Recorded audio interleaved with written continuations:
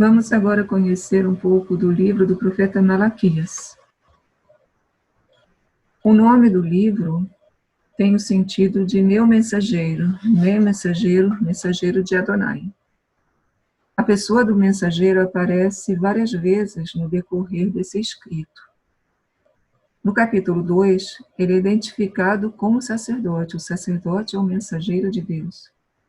No capítulo 3, ele é anunciado como um anjo que acompanha o povo, como aquele do Êxodo.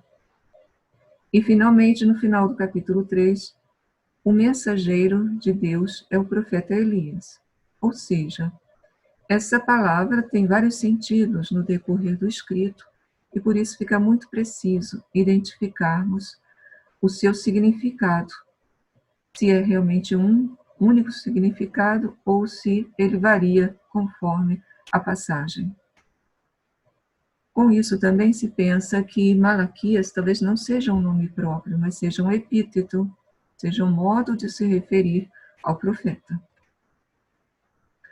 O livro oferece alguns elementos para nós o datarmos, pelo menos a época de anúncio. Primeiro, o templo parece já estar reconstruído, por isso nós estamos aí no final, pelo menos, do século VI. O culto já está plenamente em funcionamento. E, ao mesmo tempo, os sacerdotes já mostram um certo tédio no cumprimento do ofício sacerdotal, o que se supõe que seja, então, não imediatamente após a inauguração do templo, mas algum tempo após, quando já caiu tudo na rotina. De outro lado, são criticados os matrimônios mistos e o povo que é infiel no cumprimento da lei. Com isso, provavelmente, nós temos o livro ali em meados do século V, antes da reforma de Esdras e Neemias, porque esta reforma de Esdras e Neemias procurou exatamente eliminar os matrimônios mistos, trazer o povo à fidelidade no cumprimento da lei em todos os sentidos, inclusive no sentido cultual. O conteúdo do livro está organizado em algumas disputas. Tirando o título e as palavras conclusivas, se vê que todo o desenvolvimento do livro vai sendo desenvolvido a partir de uma espécie de diálogo entre o profeta e os sacerdotes ou o povo. Não um diálogo propriamente, mas o profeta relembra coisas que o povo ou o sacerdote falam. E a partir daí ele mostra o que Deus diz sobre isso. Então, são 6 temas. Primeiro, sobre o amor de Deus por Israel. Depois, contra o culto feito sem a devida atenção pelos sacerdotes. A questão dos casamentos mistos. Vem depois, a partir do final do capítulo 2, o anúncio de um dia de purificação do povo e dos sacerdotes. E, com isso, a menção de ofertas justas, e, por fim, a ideia da justiça de Deus que vai se realizar no dia do Senhor, no Yom Adonai. Alguns temas teológicos são importantes, aqui estamos elegendo os mais significativos. Há uma crítica muito forte contra o culto realizado em Jerusalém. Em que sentido? No sentido que os próprios sacerdotes estão desprezando. Os sacerdotes estão, então, desenvolvendo uma grande negligência para com o culto, trazendo ofertas indevidas. E isso também acontece por parte do povo, no pagamento dos dízimos, na oferta de animais, né? E por isso vem a sentença de que Deus vai acabar com esse culto. No capítulo 1, a partir do versículo 6, isso aparece de modo muito forte. Assim começa o texto. O filho honra o pai e o servo seu senhor. Se eu sou pai, onde está minha honra? Se eu sou o Senhor, onde o meu temor? Diz o Senhor dos exércitos a vós, sacerdotes que desprezais o meu nome. Mas dizeis, em que desprezamos teu nome? Vejam aí a ideia da disputa, né? Da argumentação de um e de outro.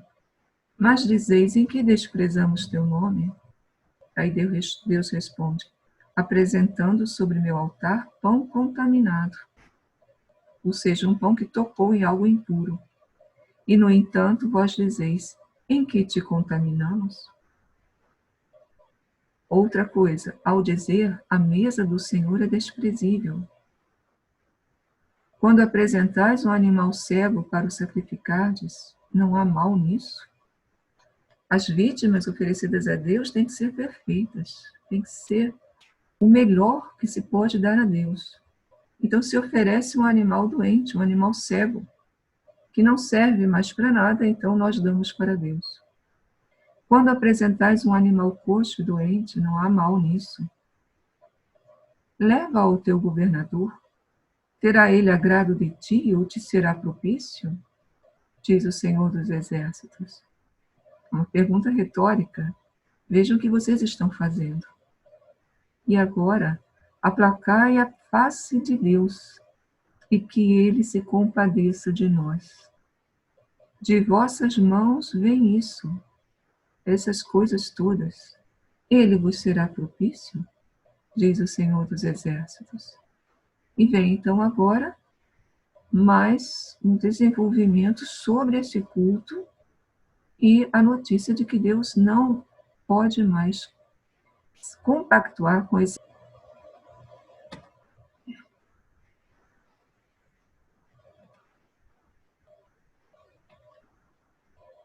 Continua então o capítulo 1 perguntando: quem mesmo dentre vós fechará as portas para que não acendais meu altar em vão? Uma palavra extremamente dura, fechar a porta do templo, não haver mais nenhum sacrifício. Não há prazer para mim em vós, diz o Senhor dos Exércitos, e da oferenda de vossas mãos não me agrado. E aí vem a afirmação positiva da grandeza de Deus. De fato, do nascer do sol até o seu ocaso, grande é o meu nome entre as nações. E de todo lugar é apresentado a meu nome incenso e uma oferenda pura. Pois grande é o meu nome entre as nações, diz o Senhor dos Exércitos. Do nascer do sol até o seu ocaso significa do leste até o oeste, em todas as direções do globo, nós diríamos hoje. O nome de Deus é grande. E aí vem uma promessa que não é bem entendida nesse contexto. Em todo lugar é apresentado o meu nome, um incenso e uma oferenda pura. O que significa isso? Significa que os outros povos vão oferecer também sacrifícios agradáveis a Deus? Ou significa que o culto que se pratica em Jerusalém vai ser praticado também em outros povos? É muito difícil chegar a uma conclusão. No Novo Testamento, porém, esse texto é plenamente compreensível, porque aí sim nós temos uma oferenda pura, um incenso puro, um sacrifício de louvor agradável a Deus, que é oferecido em todas as partes, em todos os lugares. Então, se meu nome é grande, se o meu nome é venerado em tudo, em todas as partes, vós o profanais ao dizerdes: a mesa do Senhor está contaminada, a mesa é o altar, ela está profanada, ela é impura, seu alimento é desprezível. E ainda dizeis: que cansaço, vejam a negligência dos sacerdotes. E a menosprezais, diz o Senhor dos Exércitos. Trazeis roubado o animal coxo e doente, trazeis a oferenda. Aí não são só os sacerdotes, também o povo que traz os animais. Terei agrado nela, que vem de vossas mãos? E além disso, maldito o que engana. Quer enganar a Deus? Tendo em seu animal um animal macho, promete e sacrifica um defeituoso ao Senhor. Isso é o maior desprezo para com Deus. De fato, grande rei eu sou, diz o Senhor dos Exércitos, e meu nome é terrível entre as nações. Só o melhor se poderia oferecer a Deus. Então, esse é o primeiro ponto, desprezo pelo culto, que no fundo é um desprezo pela pessoa de Deus, um atentado à santidade de Deus. Além disso, também há problemas sociais que são apontados pelo profeta. Os problemas aqui são, primeiramente, a questão do matrimônio com mulheres estrangeiras e o divórcio. Ele se opõe a isto. E, no segundo lugar, os ímpios que, sendo ímpios, no entanto, estão prosperando, transgredindo a lei, mas, porém, continuam ricos. E, com isso, aqueles que são fiéis se sentem desprezados por Deus. O que o profeta anuncia? Que Deus vai vir e vai intervir. Então, há o anúncio aqui no capítulo 3 do livro de um dia do Senhor, que é o dia da manifestação de Deus para o povo, para punir os ímpios, para punir aqueles que não seguem a lei. Isso está no capítulo 3, versículo 19, entre outros textos. Porque eis que vem o dia, ardente como uma fornalha. Todos os arrogantes, todos os que praticam a impiedade serão palha. A palha diante do fogo desaparece.